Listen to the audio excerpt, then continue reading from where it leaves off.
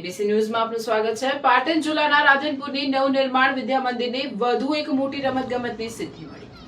વિદ્યાર્થી સાધુ વિરેન્દ્રની under 14 SGFI રાજ્યકક્ષાની ટીમમાં પસંદગી થઈ। હવે તેઓ રાજ્યકક્ષાની સ્પર્ધામાં પાટણ જિલ્લાનું પ્રતિનિધિત્વ કરશે।